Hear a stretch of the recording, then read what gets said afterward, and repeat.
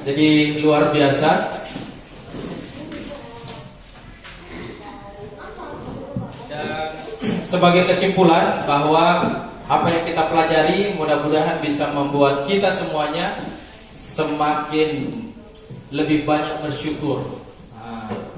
Tidak suka membanding-bandingkan kehidupan kita atau keadaan kita dengan orang lain. Pokoknya bersyukur. Ada 3 caranya kemarin bersyukur. Masih ingat? Apa kira-kira? Ya, benerin mindset kita ya. Dari mana kita, untuk apa kita, dan akan kemana kita. Kemudian makin taat. Semoga kita 3 tahun di sini semakin taat. Bisa menjadi contoh buat saudara-saudara kita yang lain. Bukan cuma buat adik, tapi kakak kita, keluarga kita, sepupu kita, dan tetangga kita. Jadi contoh. Karena nanti akan ditanya, sekolah di mana ini? Bagusnya tahu, ya, sudah pemahamannya bagus, semakin taat, dan yang terakhir, mudahin berbagi. Jadi jangan pelit-pelit, ya. Kenapa? Karena kita semakin sering berbagi, insya Allah kita juga mendapatkan hasilnya dari Allah Subhanahu Wa Taala. Itu yang pertama. Yang kedua, hari kedua kita belajar apa? Menemukan hakikat kebahagiaan. Ya, kebahagiaan yang hakiki itu adalah ketika kita mendapatkan ridha Allah Subhanahu Wa Taala. Ya, walaupun perintahnya kita tidak boleh meninggalkan dunia kita. Kejarlah duniamu dan jangan melupakan akhiratmu. Sama seperti orang-orang pepatah dulu ya. Kalau kita menanam padi, apa? Rumput pasti ikut. Tapi kalau kita menanam rumput, padi tidak mungkin akan ikut. Artinya apa? Kalau kita mengejar akhirat, dunia itu akan ikut. Dunianya akan ikut.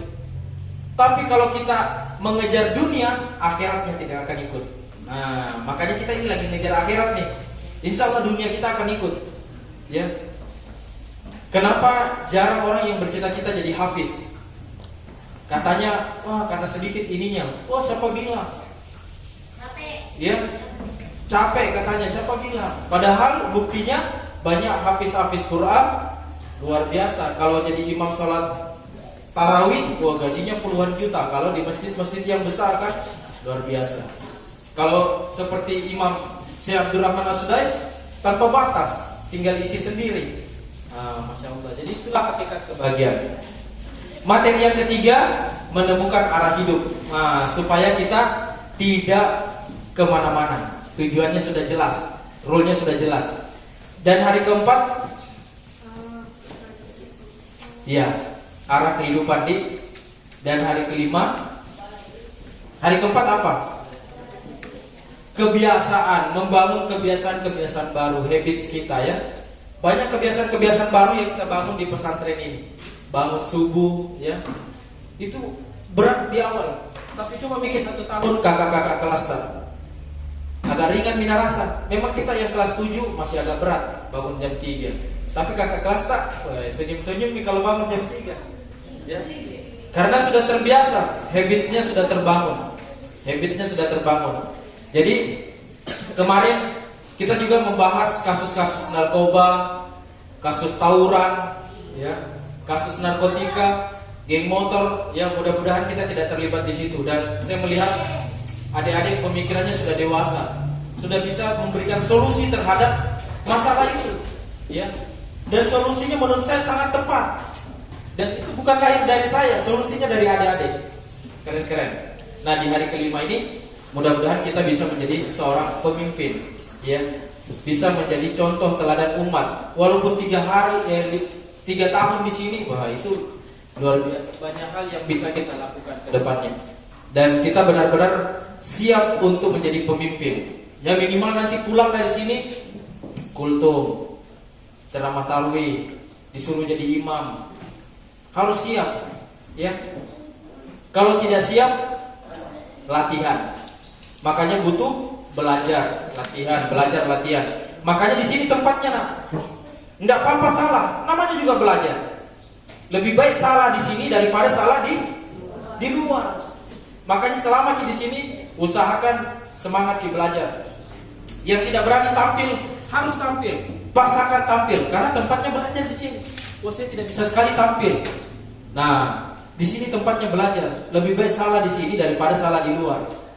Nah, mudah-mudahan 5 hari ini bisa menambah wawasan kita, bisa merubah mindset kita, dan bisa merubah cara pandang kita, dan bisa menjadi bekal kita menjalani kehidupan kita beberapa hari ke depan atau tahun ke depan.